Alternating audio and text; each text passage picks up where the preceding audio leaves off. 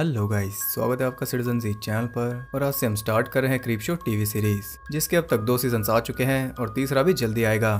पहले सीजन में 6 एपिसोड्स हैं और हर एक एपिसोड में 2 टेल्स हैं। ये सीजन भी हम 3 पार्ट्स में कवर करेंगे। अगर आप नहीं जानते तो बता दूं कि एक एंथोलॉजी फ्रेंचाइज है जिसमें 3 मूवीज भी हैं, जिनकी वीडियो आपको चैनल पर मिल जाएगी। आप पहले उन्हें देख लो, उससे आपको इसका थीम समझ आ जाएगा। तो ज़्यादा देर ना करते हुए जल्दी से स्टोरी स्टार्ट करते हैं।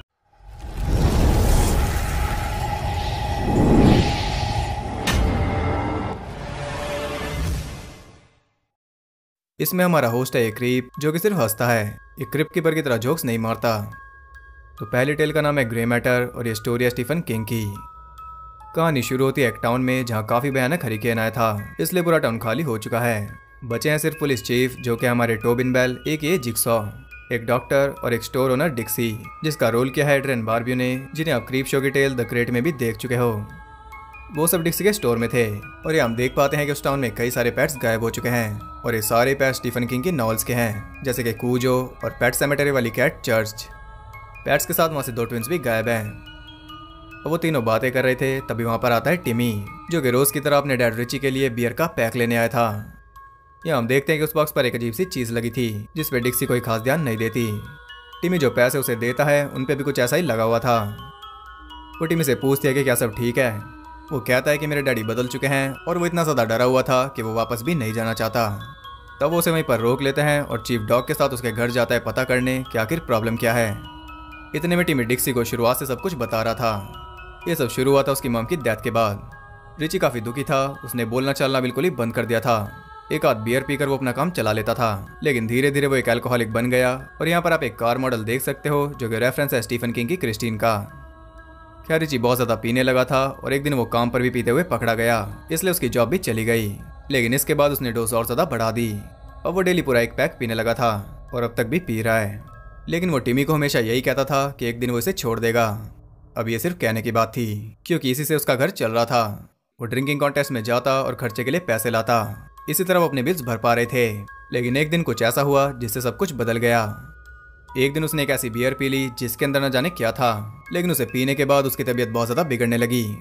उस बियर कैन में कुछ चिपचिपी चीज़ थी जिसे वो निगल गया और इसके बाद तो उसकी पर्सनैलिटी पूरी तरह बदल गई। और वो पूरा दिन घर में बैठकर डेली सोप देखने लगा और रोशनी उसे बिल्कुल भी बर्दाश्त नहीं थी। उसे अंधेरा चाहिए था और साथ में ढेर सारी बियर्स भी, जो कि टिमी लाकर दे रहा था। वो तो अब चेयर से उठता ही नहीं और हालात उसके आप देख ही सकते हो। लेकिन ये तो बस शुरुआत थी। बाद में वो बियर्स को गर्म करवा के पीने लगा। और एक दिन जब टिमी स्कूल से घर आया तो वो ब्लैंकेट में लिपटा हुआ था, लेकिन ब्लैंकेट से उसकी हालत नहीं छुप रही थी। अब वो किसी क्रिएचर में बदल चुका था, जिसकी प्यास धीरे धीरे बढ़ रही थी और बढ़ते बढ़ते वो प्यास भूख में बदल गई। अब समझ ही गए होंगे कि इसका मतलब क्या है। उधर चीफ और डॉग उसके घर पहुंच चुके थे, लेकिन रिची कहीं पर नजर नहीं आ रहा था। वहाँ पर ढेर सारी अजीब चीज़ें थी, लेकिन सबसे अजीब यही था कि रिची अपनी चेयर पर भी नहीं था। वो यहाँ वहाँ देखते हैं और उन्हें मिलते हैं जानवरों के स्केलेटन्स और साथ में उन दोनों ट्विंस के भी। यानी कि रिची उन सबको खा रहा था, लेकिन वो तो चेयर से उठता ही नहीं था। फिर ये सब शिकार उस तक कैसे पहुंचे? इन्हें लेकर आया टिमी। इसका मतलब कि ये सब एक चाल थी। उसने जानबूझकर उन दोनों को अपने घर भेजा, क्योंकि टाउन में अब कोई बचा ही नहीं जिसे उसका डैड खा सके। वही दोनों उसकी भूख मिटाएंगे। रिची उनके सामने आता है और वो पूरी तरह एक चिपचिपा मॉन्स्टर बन चुका था, जिस पर गोलियों का भी कोई असर नहीं था। वो चीफ को खा जाता है और उसे खाने के बाद वो मल्टीप्लाई हो रहा था, वो भी काफ़ी तेज़ी से। डॉक वहाँ से भागकर वापस स्टोर पर पहुँचता है और वो तैयारी कर रहा था वहाँ से निकलने की, क्योंकि जिस स्पीड से वो मॉन्स्टर मल्टीप्लाई हो रहा है, कुछ ही मिनट्स में वो इस पूरे टाउन को कवर कर लेगा और 6 दिन के अंदर पूरी अर्थ को, यानी कि अब अपोकलिप्स होगा। अभी नहीं यकीन ही नहीं हो रहा था कि तभी वो मॉन्स्टर डॉक को भी खींच कर ले जाता है और इसी के साथ ये टेल एंड हो जाती है। तो हम इसे बहुत छोटे लेवल पर समझ रहे थे, लेकिन इसमें तो दुनिया की तबाही का प्लान चल रहा था। जिन्होंने मैन इन ब्लैक देखी है वो तो समझ गए होंगे। उस बियर कैन में किसी तरह का एलियन क्रिएचर बंद था, जो कि पानी के थ्रू अंदर गया होगा। उसे एक होस्ट मिला जिसके थ्रू वो खुद को डेवलप कर रहा था, और जब वो अपनी फुल कैपेबिलिटी पर आ गया तब उसने अपना असली काम स्टार्ट किया, जो कि इस धरती की तबाही। आपको ये स्टोरी बड़ी अजीब लग रही होगी, लेकिन तभी तो इसका नाम क्रीप शो है। अगली टेल का नाम है the house of the head. ये कहानी है ईवी की, जिसने अभी अभी एक डॉल हाउस लिया है और उसके अंदर डॉल्स की एक फैमिली है, जिसमें फादर, मदर, उनका बेटा ईथन और डॉग डेन। ईवी की फैमिली में उसके डैड रैंडी और मॉम मार्शा। अगले दिन स्कूल से आकर ईवी देखते हैं कि वो फैमिली अपने आप मूव हो चुकी थी और उन्हें देखकर ऐसा लग रहा है कि वो काफ़ी चिंता में हैं और किसी से डरे हुए हैं। ईवी देखते हैं कि उस डॉल हाउस में कटा हुआ सर भी था, जो कि पता नहीं अचानक कहाँ से आ गया, और उसके ऊपर असली ब्लड है। खैरी भी अपनी मॉम के साथ मूवी देखने जाती है और वापस आकर वो देखते हैं कि फैमिली फिर से मूव हो चुकी थी। वो साइड से बचकर भागने की कोशिश कर रहे थे और वो हेड भी अपनी मर्जी से गायब हो रहा था। ईवी अपने पेरेंट्स को इसके बारे में कुछ भी नहीं बताती, लेकिन उसे अपनी डॉल फैमिली की चिंता थी, इसलिए अगले दिन वो एक पुलिस वाले को लाकर उनके पास रख देती है जब वो तीनों डिनर कर रहे थे। और इस ऑफिसर को वो लाई है उसी आदमी से जिसने ये डॉल हाउस बनाया था। कुछ ही देर में वो पुलिस वाला अपने काम पर लग गया था। वो सर को ढूंढ रहा था, लेकिन पलक झपकते ही वो भी मारा जाता है। उसका सर गायब था और ये देखकर वो पूरी फैमिली टेरिफाइड थी। ईवी भी काफी डर गई थी, लेकिन उसे मदद तो करनी थी, इसलिए वो दोबारा उस आदमी के पास जाती है एक प्रीस्ट की डॉल लेने, ताकि वो सैड को भगाकर उस फैमिली को बचा सके। लेकिन उस आदमी के पास ऐसी कोई डॉल नहीं थी। और यहाँ बैकग्राउंड में आप एनाबेल भी देख सकते हो। जब उसे कुछ नहीं मिलता तो वो एक नेटिव अमेरिकन को लेकर आती है और यह है ओल्ड चीफ वुडन हेड, जिसे आप क्रीप शो 2 में देख चुके हो। ये तो सर को भगाई देगा, फैमिली को भी उस पर पूरा भरोसा है। वो भी अपने काम पर लग चुका था, लेकिन अफसोस वो भी मारा जाता है। वो सर कोई ऐसी वैसी चीज नहीं, और अब उसके टारगेट पे है वो फैमिली। मदर फादर को भी उसने मार डाला और इथन के सर की जगह वो खुद बैठ गया। अभी भी को गुस्सा आता है, इसलिए वो उसे उठाकर अपने रूम में फेंक देती है, लेकिन ये उसने बहुत बड़ी गलती कर दी। डॉल हाउस से निकाल कर उसे अपने हाउस में ले आई और जो कुछ उस सर ने उस फैमिली के साथ किया, अब वही सब वो इसकी फैमिली के साथ करेगा। ईवी भी ये बात समझ गई थी, इसलिए वो उस सर को ढूंढती है और अब वो एक ह्यूमन साइज चेहरा बन चुका था। वो उसे फिर से डॉल हाउस में डाल देती है और वो बहुत ज्यादा थक चुकी थी, इसलिए अगले ही दिन वो उस डॉल हाउस को बेच देती है।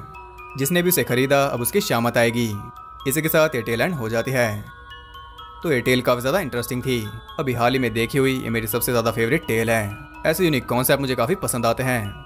इसका नाम the house of the head था, जो कि बहुत स्मार्ट है, क्योंकि असल में the head of the house होता है। और ये टेल हमारे लिए एक मेटाफोर थी, क्या पता हम भी किसी के डॉल हाउस हों। थर्ड टेल का नाम है बैड वुल्फ डाउन। ये कहानी शुरू होती है वर्ल्ड वॉर 2 में। कैप्टन टेल भी अपने अमेरिकन सोल्जर्स के साथ नाजी से लड़ रहे थे। वो एक नाजी को मारते हैं, लेकिन उनके ज्यादातर सोल्जर्स मर चुके थे, इसलिए बचे हुए सोल्जर्स को लेकर वो पीछे हट जाते हैं और जाकर छुप जाते हैं अबैंडन पुलिस स्टेशन में। बचे हुए सोल्जर्स हैं रिवर्स, क्वेस्ट और डॉक। उस पुलिस स्टेशन की हालत भी काफी खराब थी, वहाँ कुछ तो बुरा हुआ था। वहाँ पर पंजों और हाथों के निशान थे, साथ में वहाँ 2 नाजिस की डेड बॉडीज थी, जिन्हें देखकर लग रहा था कि उन्हें किसी जंगली जानवर ने मार डाला। वो ये सब फिगर आउट कर रहे थे। मीनवाइल जिस नाजी को टेलबी ने मारा था, उसका डैड अपनी फोर्स लेकर निकल चुका था उन सब का शिकार करने के लिए। इधर ये सब पहले से परेशान थे, तभी रिवर्स के ऊपर 2 हाथ आते हैं और वो बिना कुछ सोचे गोली चला देता है। उसने एक औरत को शूट कर दिया था, जो कि एक सेल में बंद थी। गोली के बाद नाजिस ने भी सुन ली होगी, इसलिए क्वेस्ट कह रहा था कि हमें यहाँ से निकलना चाहिए, लेकिन कैप्टन इसके लिए तैयार नहीं। वो पहले उस औरत की हेल्प करेगा। वो सेल की चाबियां ढूंढ रहे थे और हैरानी वाली बात यह है कि चाबी सेल के अंदर ही थी। साथ ही वहां पर किसी जानवर के पैरों के निशान भी थे। वो सब अंदर जाते हैं और इस मौके का फायदा उठाकर क्विस्ट उन सबको बंद करके चला जाता है। अब वो एक घायल औरत के साथ ट्रैप्ड है, जो कि कह रही है कि यहाँ से चले जाओ, नहीं तो मैं तुम्हें मार दूंगी। ये बात उन्हें काफी अजीब लग रही थी, लेकिन अभी उन्होंने देखा ही क्या है। वो देखते हैं कि उस औरत का घाव अपने आप ही हील हो रहा था। उनके होश उड़ गए थे। तब वो औरत उन्हें सब कुछ बताती है। वो कहते हैं कि मैंने खुद को यहाँ पर लॉक किया था क्योंकि मैं मर नहीं सकती। मेरे ऊपर एक कर्स है जो कि मुझसे लोगों को मरवाता है। कहने का मतलब है कि एक वेयरवुल्फ है और इस कर्स से तंग आकर इसने खुद को यहाँ पर लॉक किया था। वो उनसे मौत मांग रही थी, यानी कि वो रिवर्स को नहीं बल्कि उसके क्रॉस को पकड़ रही थी, जो कि सिल्वर का है। और अब जानते ही हो कि सिल्वर से वेयरवुल्फ मरते हैं। नाजिस उन्हें घेर चुके थे, यानी कि उनका मरना तो तय था, इसलिए वो सौरस से एक डील करते हैं। क्रॉस को वो खा जाती है, जिससे वो कुछ ही देर में मर जाएगी, लेकिन मरने से पहले उन सबको काटती है और ये उनकी डील थी। अब वो सब वेयरवुल्फ बन जाएंगे और उन्हें मारना इम्पॉसिबल होगा। नाजिस को वो सरप्राइज देने वाले हैं।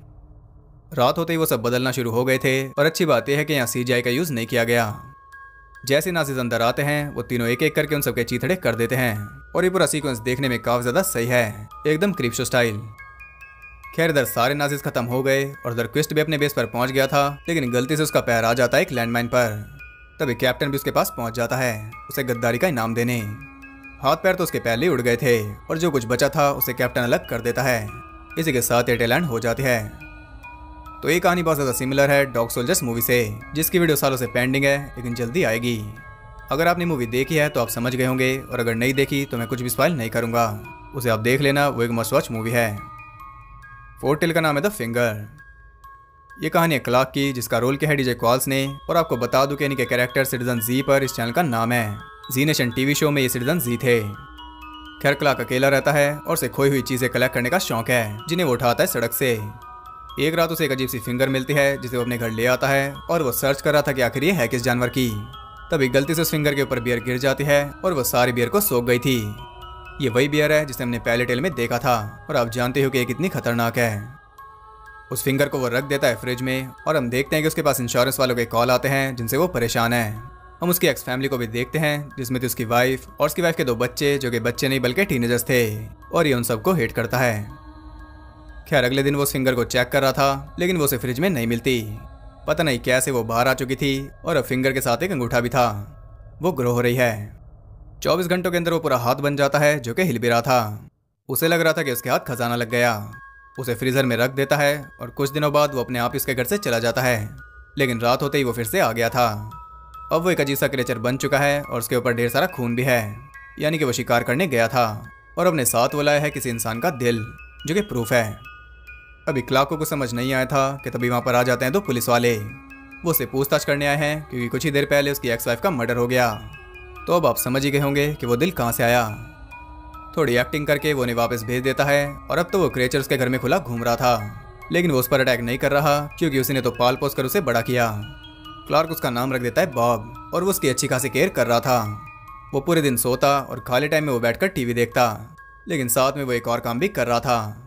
वो उन सब लोगों को मार रहा था जिनसे क्लार्क को नफरत थी, जैसे कि उसकी एक्स वाइफ, और अपने साथ वो कोई ना कोई निशानी भी लाता था, जैसे कि उसकी एक्स वाइफ का दिल और इंश्योरेंस कॉल करने वाली की जीभ। खैर वो पुलिस वाले फिर से उसके घर आते हैं क्योंकि अब उसकी एक्स वाइफ के बच्चे भी गायब थे और गैस करो कि वो कहाँ गए। बॉब ने उन्हें भी मार डाला। अब उनके सर को ठिकाने लगा रहा था तभी पुलिस उसे पकड़ लेती है और उसे डाल देते हैं असाइलम में क्योंकि वो कह रहा था कि उन सबको बॉब ने मारा। अब वो यहाँ पर बंद तो है लेकिन उसे यकीन है कि बॉब यहाँ पर जरूर आएगा और लगता है कि वो आ भी गया। इसी के साथ ये टेल एंड हो जाती है। अगर आप नहीं समझे तो बता दूं कि कोई बॉब था ही नहीं, वो क्लार्क ही था जो कि उन सब लोगों को मार रहा था जिनसे भी उसे नफरत थी, यानी कि वो एक साइको था और जरिया उसने बना लिया था बॉब को, जो कि सिर्फ उसके ख्यालों में था। उसने खुद एक मर्डर किया और फिर उनके पार्ट्स को ठिकाने लगाया। तो ये थी इस वीडियो की फाइनल टेल। ये क्रीप शो है इसलिए इसके टेल्स में मोरल नहीं होते। ये बस कुछ ऐसी टेल्स दिखाती है जो कि बहुत ज्यादा क्रीपी हो, जिनमें आपको कुछ अच्छे खासे स्पेशल इफेक्ट दिखा सकें, इसलिए फ्रेंचाइज फेमस है। तो आप बताइए इनमें से आपकी फेवरेट टेल कौन सी है। मेरी फेवरेट है सेकंड वाली, वो तो बहुत ज्यादा क्रीपी थी। आप भी अपनी फेवरेट जरूर बताना और अगर आपको वीडियो पसंद आई तो इसे एक लाइक भी कर देना और ऐसी और इंटरेस्टिंग वीडियोस देखते रहने के लिए चैनल को सब्सक्राइब करके बेल नोटिफिकेशन कॉल पर सेट कर लो ताकि नोटिफिकेशन भी आपके फोन में एंटर हो सके, बॉब की तरह या फिर उस सर की तरह। और ज़्यादा कनेक्टेड रहने के लिए मुझे इंस्टाग्राम पर फॉलो कर सकते हो, वहाँ आपको बहुत कुछ जानने के लिए मिल जाएगा। और ये मंथ है एंथोलॉजी मंथ, तो और भी एंथोलॉजीज के लिए तैयार रहना, पूरा मंथ अब यही चलेंगी। तो मैं मिलता हूँ अगली वीडियो में, तब तक के लिए सबको बाय।